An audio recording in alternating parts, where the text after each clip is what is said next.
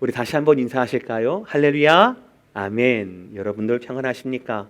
이렇게 주차장으로, 온라인으로, 그리고 또 CD와 패키지와 방송으로 예배하시는 모든 여러분들 가운데 하나님의 가장 가까운 임재, 깊은 임재가 있으시기를 주의 이름으로 축복합니다. 다음 주 예배부터는 우리가 예배당 예배로 조심스럽게 전환이 됩니다. 물론 온라인으로도 중계할 예정입니다. 작년 3월 15일 주일 예배를 끝으로 우리 예배당 예배는 더 이상 하지 않게 되었고, 모든 예배와 사역을 온라인으로 저희 교회는 1년 동안 진행해 왔습니다. 매일매일 교회 문지방을 닳도록 지나다니시면서 새벽 예배로 인하여 하루를 시작하셨던 우리 많은 교회 성도님들의 발걸음이 지난 꼬박 1년 동안 멈춰 있었습니다.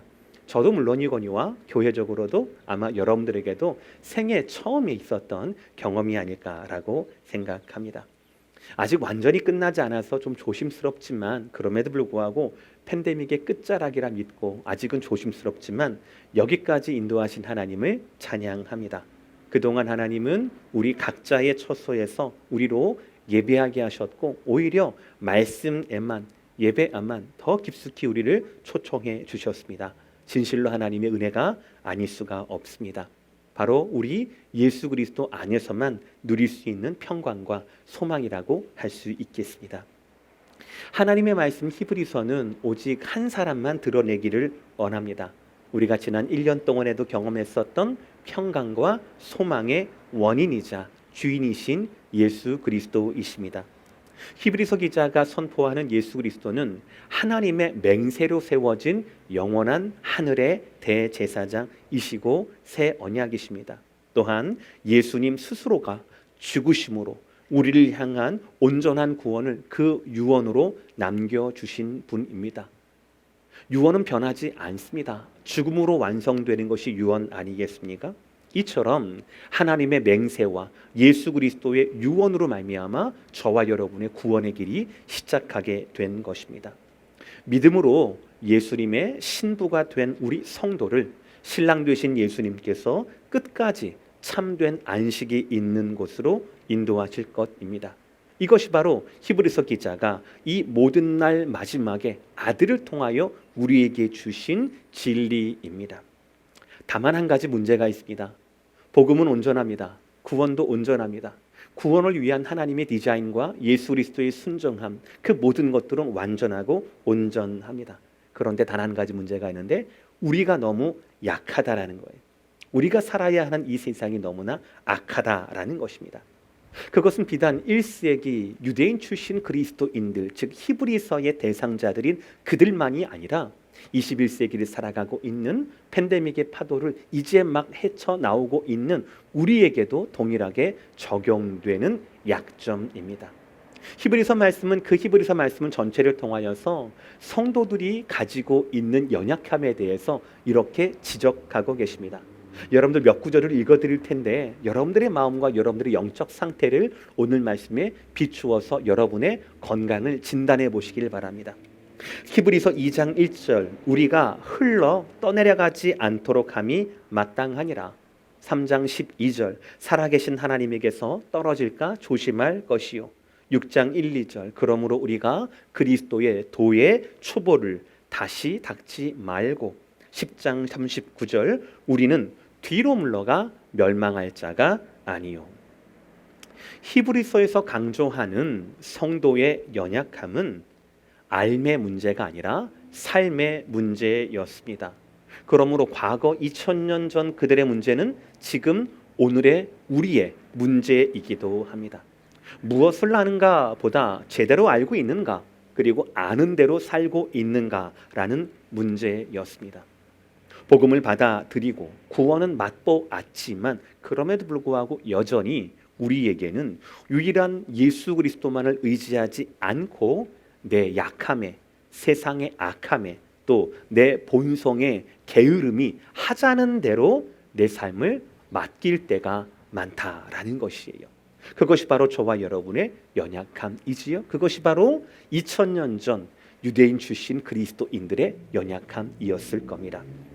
그러나 여러분, 우리의 연약함에 절망하거나 걱정하지 마시길 바랍니다. 그 연약함에 대한 복음의 답이 바로 히브리서의 목적이기 때문입니다. 우리가 세상에 폭풍 가운데 있다 할지라도 하나님은 그 폭풍을 뚫고 나에게 구원의 손을 내미신다라는 것이 히브리서의 말씀이거든요. 하나님은 살아계신 말씀을 통하여서 그렇게 일하신다라고 하는 것이 하나님의 말씀입니다. 어거스틴의 고백록을 보면 이 문장이 나옵니다. 어느 누가 사람이 이것을 이해하도록 가르칠 수 있겠습니까? 우리는 이것을 당신께, 즉 하나님께 부탁해야만 합니다. 그렇게 해야만 우리는 찾을 수 있습니다. 오직 그렇게 함으로써 당신의 문은 열릴 것입니다. 사랑하는 성도 여러분, 하나님은 하나님의 사람을 하나님의 말씀으로 이끌어 가십니다. 지난 1년의 팬데믹의 상황에서도 우리를 향해 그러하셨듯이 우리는요, 세상의 바람 소리에 놀랍니다. 떱니다. 서성거립니다. 그러나 그 가운데서도 하나님은 우리를 가르치시고 길을 알려주시고 문 앞까지 인도하실 뿐 아니라 그 문을 열어주시는 분이 바로 우리의 하나님이라는 거예요. 그러므로 우리는 아직도 복음의 메시지가 필요한 자들입니다. 왜냐하면 우리는 여전히 약하기 때문이에요. 우리에게는 아직도 말씀의 능력이 필요합니다. 왜냐하면 우리를 향한 세상의 시험이 그치지 않고 있기 때문입니다. 사랑하는 성도 여러분, 오늘 히브리서 기자가 전하는 이 복음이 이끄는 예수 안에서만 가능한 삶, 충만하고 열매 맺으며 참 자유를 누리는, 예수 안에서만 누릴 수 있는 참된 삶을 살아내시는 저와 여러분 되시기를 주의 이름으로 축복합니다. 오늘 말씀이 이끄는 참된 삶, 첫 번째는 우리는 그리스도 안에서만 충만하게 살 수 있다라는 것입니다. 오늘 말씀의 대제를 보시면은요, 우리 첫 문장과 마지막 문장이 똑같습니다. 그리스도 안에서만 밑줄 쳐 있고요, 살 수 있습니다, 살 수 있습니다, 살 수 있습니다라는 것이에요. 우리가 예수를 제대로 알아야 우리는 예수 그리스도께서 원하시는 대로 살 수 있다라는 그런 뜻입니다. 히브리서 기자는 계속 같은 방법으로 논증합니다. 히브리인들이 익숙하고 또 의존했던 옛 언약, 율법, 제사장과 제사 제도는 참 형상이 아니다. 따라서 우리를 언제나 온전하게 할 수 없다라는 것입니다. 그것이 오늘 보면 1절부터 3절까지의 요약이에요. 율법의 역할은 단지 죄를 깨닫게 하는 것뿐입니다. 이것을 히브리서 기자는 죄들에 대한 양심이라고 표현합니다. 쉽게 말해서 죄책감을 말하는 것이죠. 그런데 치명적인 것은요, 이 죄책감이 죄성을 가진 우리에게 어떻게 작용하느냐, 죄를 계속 생각나게 한다라는 것입니다. 이거 어려운 말이고요. 쉬운 말로 말하면 마치 성적인 부정을 저지른 만약에 배우자가 있다라고 한다면 우리는 그것을 해결하고 용서한다라고 얘기하면서 평생 동안 의처증이나 의부증으로 그 배우자를 의심할 수밖에 없는 그 연약함, 그것이 바로 저와 여러분들이 가진 죄책감의 한계라는 것이지요. 오늘 보면 1절의 말씀이에요. 율법은 장차 올 좋은 일의 그림자일 뿐이요 참 형상이 아니므로 해마다 늘 드리는 같은 제사로는 나아오는 자들을 언제나 온전하게 할 수 없느니라. 죄를 깨닫습니다. 죄를 해결하기 위해서 제사로 나옵니다. 그러나 이 제사로는 그 나오는 자들조차 언제나 온전하게 할 수 없다라는 것입니다. 왜입니까? 제사로는요, 제사장으로는 죄를 해결할 방법이 없기 때문에 그렇습니다. 율법이 제시하는 제사로는 죄를 깨닫게 합니다. 그리고 제사로 나오게 합니다. 그러나 그것으로는 그들의 죄를 해결하거나 온전하게 할 수 없습니다. 오늘 4절 말씀을 보세요. 이는 황소와 염소의 피가 능히 죄를 없이 하지 못함이라. 마지막 서술로 못함이라라는 이 단어에 주목하십시오. 안 한다라는 게 아닙니다. 할 수 있지만 극히 드물 거야, 그게 아니에요. 어렵다는 것이 아닙니다. 못한다라는 거예요. 처음부터 못한다라는 거예요. 우리의 힘으로는 제도로는 할 수가 없다라는 겁니다. 황소는 재물 중에 어떤 재물입니까? 가장 부자가 드릴 수 있는 재물이 황소의 피예요. 황소를 아무리 많이 드린다 하더라도, 아무리 우리의 정성이 있다 하더라도 우리는 능히 죄를 처리하지 못한다라는 거예요. 제사로는, 율법으로는, 옛 언약으로는 죄를 해결할 수가 없다라는 겁니다. 원금을 못 갚는다라는 거예요. 이자만 겨우 갚아 나갈 뿐이죠. 예수 그리스도의 오시기까지 옛 제사와 옛 언약은요, 미완성의 영역으로 기다려야 할 대상일 뿐이었습니다. 오직 한 사람, 예수 그리스도만이 모든 언약과 모든 율법의 완성이셔요. 만물이 그분을 기다려야만 했습니다. 저와 여러분이 히브리서 첫 번째 설교에서 붙들었던 말씀이었어요. 히브리서 1장 2절과 3절의 말씀. 이 모든 날 마지막에는 아들을 통하여 우리에게 말씀하셨으니 이 아들을 만유의 상속자로 세우시고 또 그로 말미암아 모든 세계를 지으셨느니라. 이는 하나님의 영광의 왕체시요 그 본체의 형상이시라. 그의 능력의 말씀으로 만물을 붙으시며 죄를 정결케 하시는 일을 하시고 높은 곳에 계신 지극히 크신 이의 우편에 앉으셨느니라. 이 말씀 2절과 3절의 말씀은 우리 예수 그리스도의 유일한 구원자 예수 그리스도의 어제, 오늘, 내일을 말씀하고 있습니다. 예수 그리스도는 모든 세계를 지으신 창조주이십니다. 지금 예수님은 어떤 분입니까? 지금 예수님은 하나님 보좌에 우편에 앉아 계신, 지금도 능력의 말씀으로 세상을 붙드시고 죄를 정결케 하는 일을 하시는 분이 바로 예수 그리스도이십니다. 그리고 앞으로 예수님은 어떤 분입니까? 다가올 세상, 앞으로의 세상, 다가올 새하늘과 새 땅의 주인으로서 하나님 나라의 상속자가 바로 예수 그리스도이십니다. 사랑 성도 여러분, 어제의 주인이시고 오늘의 주인이시고 내일의 주인이신 이 유일한 구원자 예수 그리스도, 이분께서 우리 가운데 왜 오셨습니까? 믿는 자의 죄를 해결하러 오셨고, 그리고 그 믿는 자들에게 풍성한 생명, 영원한 생명을 주기 위해서 오셨다라는 거예요. 이 생명은 어제 시작했지만 오늘 끝나는 것이 아니라 내일까지, 영원한 과거, 영원한 현재, 영원한 내일까지의 모든 주인이 예수 그리스도이시다라는 것을 증거한다라는 것입니다. 요한복음 10장 10절의 말씀, 이 말씀이 있습니다. 내가 온 것은 양으로 생명을 얻게 하고 더 풍성히 얻게 하려는 것이라. 먹고 사는 것이 아니에요. 존재하는 생명이 아닙니다. 충만한 생명이에요. 그 생명력이 충만한 하루하루입니다. 더 이상 죄와 그 죄의 결과인 죽음을 두려워하지 않는 삶이 예수님께서 우리 가운데 오신 목적이라는 거예요. 옛사람이 아니라 하나님을 닮은 새 사람으로 우리에게 영원한 생명, 충만한 생명을 주시기 위하여서 예수님께서 오셨다라는 것입니다. 에베소서 4장 24절 말씀, 하나님을 따라 의와 진리의 거룩함으로 지으심을 받은 새 사람을 입으라라는 거예요. 저와 여러분은 예수 안에서 새 사람이 되었습니다. 그런데 새 사람이 그냥 오케이, 나 그동안 배경 없었고 배운 것 없었고 재산 없었고 부모 잘못 만나서 이래 왔는데 예수 만나서 팔자 한번 고쳐보자 라는 것이 아니에요. 예수님을 도구로, 예수님을 방법으로, 예수님을 이용해서 내 욕망을 채우고 내가 살고 싶은 삶을 사는 게 아니에요. 그런 새로운 존재가 아니에요. 그런 구원이 아닙니다. 예수님께서 우리에게 주신 생명은, 충만한 생명은 하나님을 따라 지음받은 피조물이라는 거예요. 정확한 모델이 있습니다. 오늘 말씀 에베소서도 마찬가지고 골로새서 3장 10절의 말씀, 새 사람을 입었으니 이는 자기를 창조하신 이의 형상을 따라 지식에까지 새롭게 하심을 입은 자니라. 아멘.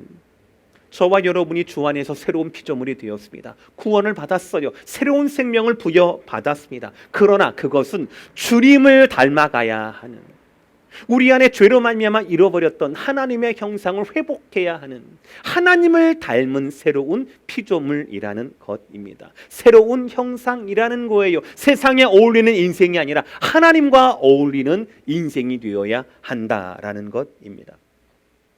저와 여러분이 주님을 알면 알수록 저와 여러분의 삶의 목적도 더욱더 분명하고 뚜렷해야 한다라는 거죠. 주님을 향한 우리의 믿음은 반드시 우리의 삶으로 이어져야 합니다.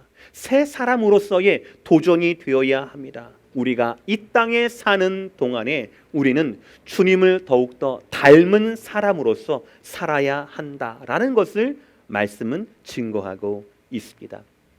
사랑하는 성도 여러분, 삶을 이끄는 진정한 삶을 추구하시기를 주의 이름으로 축복하십니다.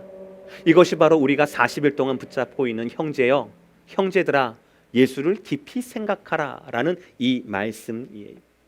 예수 그리스도 안에서만 누릴 수 있는 생명의 충만함을 누리십시오.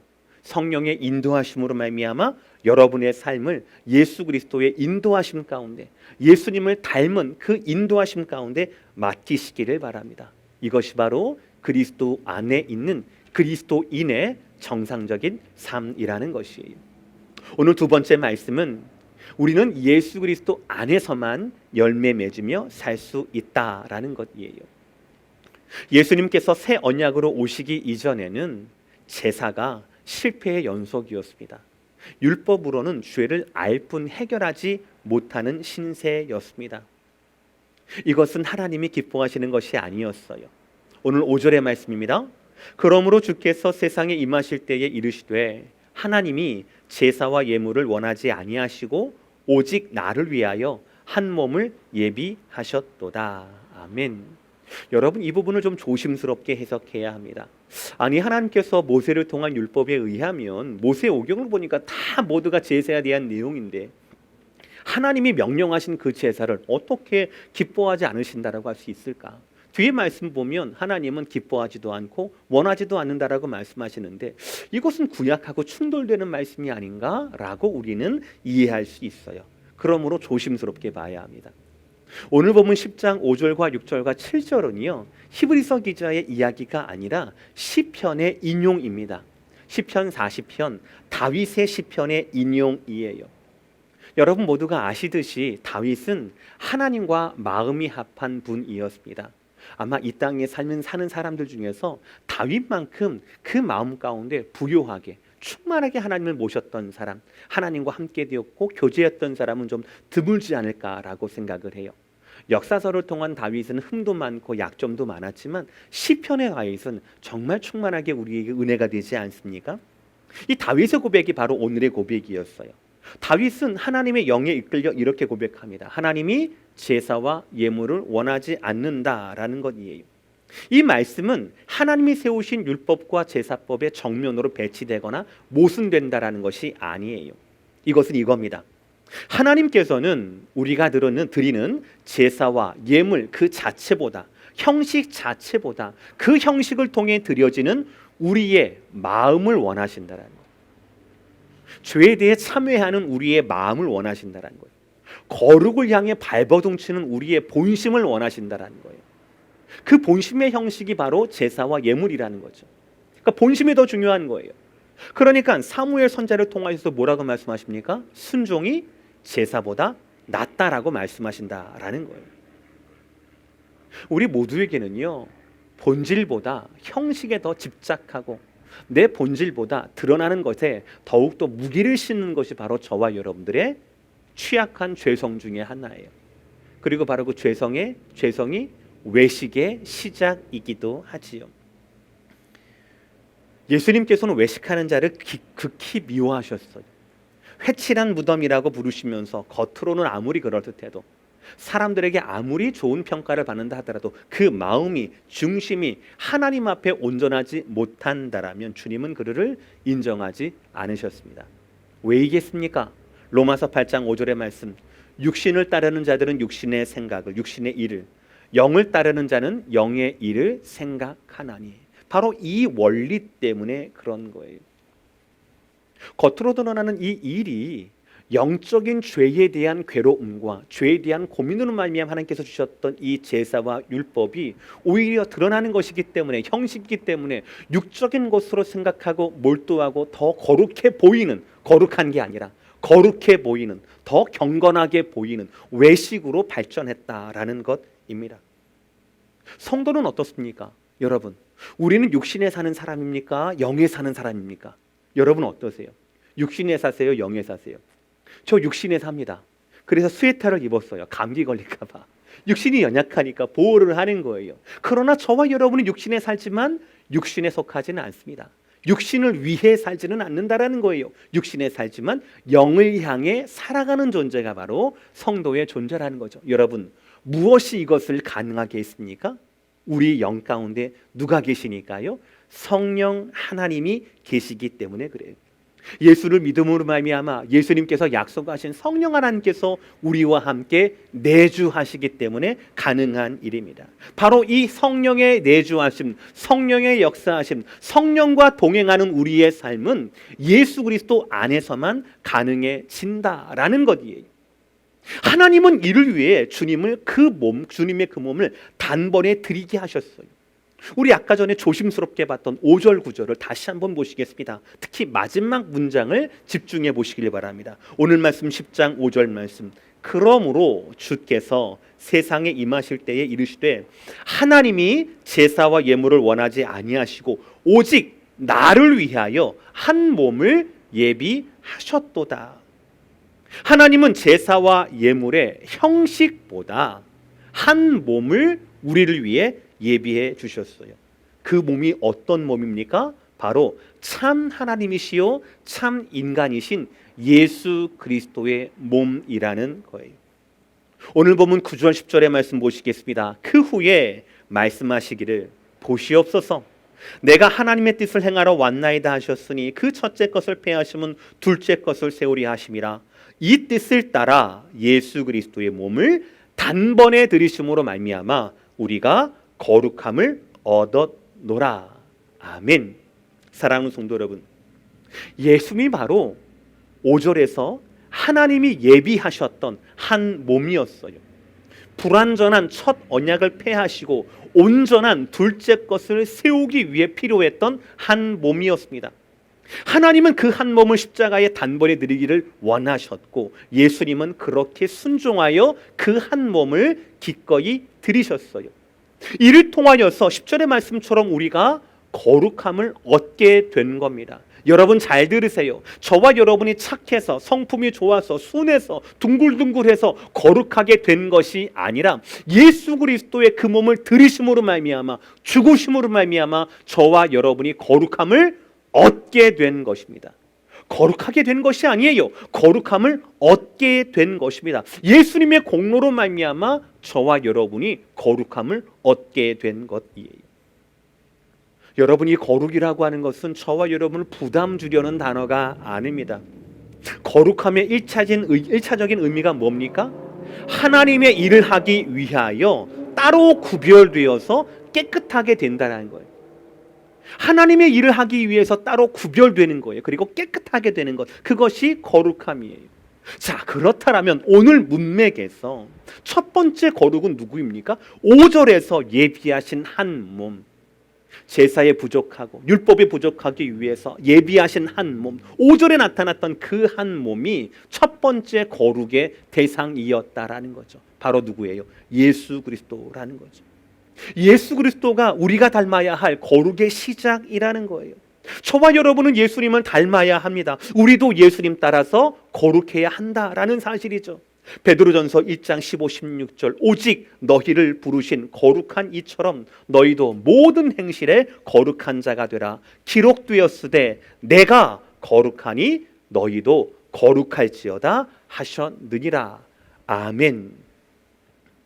구원받은 우리에겐 새로운 삶의 목적이 내가 거룩하니 너희도 거룩할지어다 라는 명령으로 주어졌습니다. 우리는 예수님의 거룩하심 따라 우리도 거룩해야 한다라는 것이에요. 하나님의 일을 위해 따로 구별되었던 거룩의 첫 열매이신 예수님 따라 저와 여러분도 거룩해야 한다라는 거예요. 그 열매를 맺는 삶이 되어야 한다라는 것입니다. 사과나무가 있다라고 생각을 해보세요, 여러분들. 사과나무의 첫 열매는 당연히 무엇입니까? 당연히 사과예요. 그러면 사과나무의 두 번째 열매는 무엇입니까? 당연히 사과나무입니다. 사과나무가 무지 커요. 그래서 거기에서 9,999번째, 10,000번째 열매가 열린다고 칩시다. 9,999번째 열매도 뭐예요? 사과이어야만 합니다. 10,000번째 열매도 무엇이어야만 합니까? 사과이어야만 합니다. 예수 그리스도가 저와 여러분의 첫 열매예요. 저와 여러분이 믿음으로 말미암아 예수님과 신비한 연합이 되어 있습니다. 예수님의 가지에, 우리는 예수님의 나무고 우리는 그분의 가지예요. 그러면 우리는 무엇을 열매 맺어야 합니까? 예수 그리스도의 거룩함을 따라간다라면 저와 여러분들도 10,000번째가 되든 20,000번째가 되든 일조량이 부족해서, 내가 좀 연약해서, 내 가지는 좀 약하다 하더라도 저와 여러분의 삶은 예수님을 닮은, 예수님과도 같은 거룩을 향해 나아가야 한다라는 것입니다. 이것은 어느 때만 가능하다고요? 우리가 예수 안에 있을 때에만 가능하다라는 겁니다. 우리가 예수님 안에서 요한복음 15장 말씀처럼 접붙임이 있을 때에만 우리는 예수님을 닮은, 예수님을 따라가는 예수님의 열매를 맺을 수가 있다라는 것입니다. 시간 차이는 있을 수가 있어요.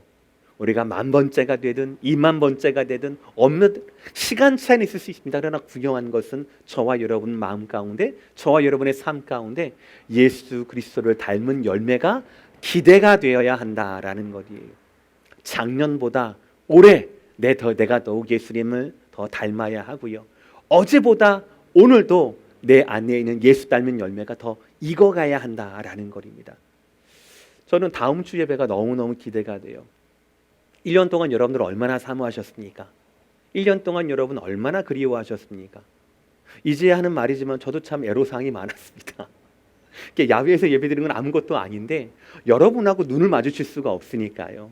여러분의 그 유리창 너머로, 선글라스 너머로 이 여러분의 눈빛을 제가 볼 수가 없으니까 설교하기가 너무너무 사실 쉽지가 않은 거예요. 지금은 좀 나아요. 전에는 그냥 100% 다 온라인 예배를 드렸지 않습니까? 카메라 앞에서만 예배 드리는 게 여간 이거 힘든 게 아니었어요. 진짜 영화배우 정말 너무 대단하신 것 같아요. 정말로. 근데 연기하듯이 설교할 수는 없는 거잖아요. 연극하듯이 그렇게 꾸밀 수는 없는 거잖아요. 상상할 수 없는 거잖아요. 저도 너무 기대가 돼요. 여러분들을 면대면으로 만나서 예배하고 더 깊은 사모함 가운데 여러분들의 그 터지는 그 영성과 그리고 하나님에 대한 예배의 사모함이 우리에게 어떤 감동의 예배가 될까 너무너무 기대가 됩니다. 이 모든 것들을 하나님이 이루셨다라고 저는 그렇게 믿어요. 예수 그리스도 안에서만 예수님을 닮은, 예수님 같은 열매 있는 삶이 가능하다라는 거예요. 특별히 오늘은 예수님의 그 몸을 찢으심으로, 그 한 몸을 단번에 들으심으로 우리에게 거룩함을 명하셨어요. 사랑하는 오렌지 카운티 제2잔혹의 성도 여러분, 예수님을 닮아서 거룩의 열매를 품고 거룩의 열매가 기대가 되는 저와 여러분 모두가 되시기를 주의 이름으로 축복합니다. 아멘. 아멘. 마지막 세 번째 말씀은요, 우리는 예수 그리스도 안에서만 자유함을 누릴 수 있다라는 거예요. 자유롭게 살 수 있다라는 것입니다. 아주 귀한 선물은요, 포장지 또한 고급스럽습니다. 미국에서는 잘 모르겠는데 한국 같은 경우에는요, 시장에서 산 똑같은 물건이라도, 똑같은 선물 세트를 하더라도 시장이나 마트에서 산 것하고 백화점 지하 1층에서 산 것하고는 다를 수밖에 없어요. 죄송해요. 다를 수밖에 없어요. 그런데 그 귀한 선물을 받아보려면 그 고급스러운 포장지를 열지 않으면, 뜯지 않으면 선물을 우리가 누릴 수가 없어요. 즐길 수가 없어요. 우리에게는 예수님이 선물 자체예요. 그리고 우리의 믿음이 그 포장지라고 저는 생각을 해요. 믿음을 사용해서 우리는 예수님을 누려야 된다라는 것이에요. 예수님은, 하나님께서는 예수 그리스도 안에 예수 그리스도라는 선물을 우리에게 주셨어요. 그러므로 그 선물을 받은 우리는요, 태어난 김에 사는 인생이 아닙니다. 오늘 말씀대로 충만한 생명과 그리고 예수님을 닮은 열매에 대한 소망 있는 삶이 바로 저와 여러분의 삶이에요. 그전에는 우리의 삶은 고생과 무거운 짐이었습니다. 그러나 우리의 삶이 예수 안에서는 선물 상자로 기대가 되는 그런 상자와 같은 인생이 되었다라는 것이죠. 이제 우리는 믿음으로 그 선물 상자를 풀고 그 안에 있는 예수님을 즐겨야 합니다. 선물이 너무 비싼 거라고, 너무너무 귀한 분이 주신 귀한 선물이라고 믿음을 사용하지도 않고 그 안에 예수님이 어떤 분이신지도 모르는 채 그냥 선물을 마치, 죄송합니다, 신주단지 모지치지 그렇게 살면 안 된다라는 거예요. 그거는 선물을 주신 하나님의 뜻도 아니다라는 거죠. 오늘 보면 15절부터 18절까지의 말씀이에요. 또한 성령이 우리에게 증언하시되 주께서 이르시되 그날 후로는 그들과 맺을 언약이 이것이라 하시고 내 법을 그들의 마음에 두고 그들의 생각에 기록하리라 하신 후에 또 그들의 죄와 그들의 불법을 내가 다시 기억하지 아니하리라 하셨으니 이것들을 사하셨은즉 다시 죄를 위하여 제사 드릴 것이 없느니라. 아멘. 첫 구절이 뭐라고 합니까? 성령이 증언하시는 것이다라는, 성령이 증거하시는 말씀이에요. 히브리서 기자가 말하는 옛 언약과 새 언약의 가장 큰 구별은 바로 뭐냐면, 하나님의 말씀이 모세를 통하여 돌판에 새겨졌는가, 율법이었는가, 아니면 하나님 말씀이 성령을 통하여 저와 여러분의 마음 가운데 이 신비에 새겨졌는가라는 그 차이입니다. 그런데 아까 전에 그 말씀에서 10장 5절, 6절, 7절의 말씀이 다윗의 시편 40편을 인용했던 것처럼 오늘 말씀도, 방금 읽었던 15절 이하의 말씀도 에레미야 선지자의 말씀을 인용한 말씀이에요. 근데 여러분, 에레미야 선지자가 누구입니까? 극악한 포로의 시대, 슬픔의 현실, 멸망의 시대, 심판의 시대를 살았던 분이 바로 에레미야 선지자였습니다. 에레미야 선지자 31장 33절 말씀, 그러나 그날 후에 내가 이스라엘 집과 맺을 언약은 이러하니 곧 내가 나의 법을 그들의 속에 두며 그들의 마음에 기록하여 나는 그들의 하나님이 되고 그들은 내 백성이 될 것이라 여호와의 말씀이니라. 사랑하는 성도 여러분, 하나님의 말씀이 언제 어떻게 우리 마음 가운데 새겨지게 됩니까? 하나님의 말씀이 언제 성령을 통하여 우리 가운데 새겨지게 됩니까? 바로 예수님을 통하여 새겨지게 된다라는 거예요. 예수님을 믿는 자들에게 예수님이 약속하신 성령이 임하시게 되는 거거든요. 여러분들, 성령님을 통하여서 우리 마음에 새기는 말씀이라고 에레미야는 예언하고 있습니다. 성령 하나님께서 직접 증언하시는 말씀이에요. 변치 않는 약속입니다. 그런데 여러분 집중하십시오. 이 약속의 배경이 언제냐는 거예요. 하나님은 언제 누구를 통하여서 새 언약을 말씀하셨습니까? 바로 심판의 시대, 절망의 시대를 살았던 에레미야, 동족에까지 배신을 당하고요, 본인이 포로로 끌려가는 그 멸망을 직접 눈으로 봤던 이 슬픔의 시대를 살았던 에레미야에게 하나님은 예수님을 통한 성령의 새 언약을 약속하셨다라는 거예요. 이걸 기억해야 합니다. 하나님은요, 이스라엘 역사상 가장 슬픔의 시대를 살았던 에레미야 선지자를 지금 위로하고 계신 거예요. 그에게 힘을 주고 계신 겁니다. 그에게 꺾이지 않게 힘이 되어주고 계신 겁니다. 무엇을 통해서 약속하십니까? 무엇을 약속하십니까? 예수님의 오심을 지금 약속하고 있어요. 예수님이 오셔서 성령을 통하여서 너희의 마음 가운데, 너희의 영혼 가운데, 너희의 모든 신비 가운데 말씀을 새기실 것이다. 새 언약을 내가 너희에게 줄 것이다 라고 약속하고 있습니다. 여러분 기억하십시오. 예수님은요, 그 예수님의 오심은 이 땅에 오기 전부터 가장 깊은 슬픔의 시대를 살았던 예레미야 시대에도 유일한 소망은 무엇이었습니까? 예수님의 오심이었다라는 거예요. 지금 저와 여러분의 유일한 소망은 누구입니까? 바로 예수님의 오심이라는 거예요. 장차 오실 세상의 유일한 소망이 또 누구입니까? 바로 예수님 한 분이라는 거예요. 저와 여러분은 예수님 안에서만 자유할 수 있어요. 예수님 안에서만 이 슬픔을 단절할 수 있다라는 것입니다. 빌립보서 4장 6절에서 7절의 말씀이에요. 아무것도 염려하지 말고 다만 모든 일에 기도와 간구로 너희 구할 것을 감사함으로 하나님께 아뢰라. 그리하면 모든 지각에 뛰어나신 하나님의 평강이 그리스도 예수 안에서 너희 마음과 생각을 지키시리라. 아멘. 여러분, 은혜 받는 말씀이잖아요. 축복의 말씀이잖아요. 그런데 여러분 분명히 기억해야 합니다. 분명히 알아두셔야 합니다. 이 축복의 말씀, 이 귀한 약속의 말씀에는 분명한 대상이 있다라는 거예요. 아무에게나 길 가는 사람에게나 다 주워 들을 수 있는 말씀이 아니에요. 아멘 한다고 해서 모든 사람들에게 효용 끼는 말씀이 아닌 겁니다. 분명한 대상이 있어요. 먼저는 성령 하나님으로 말미암아 그 마음에, 그 영혼에 하나님 말씀이 심겨진 자들입니다. 예수 그리스도의 믿음의 흔적이 있어야 되는 거예요.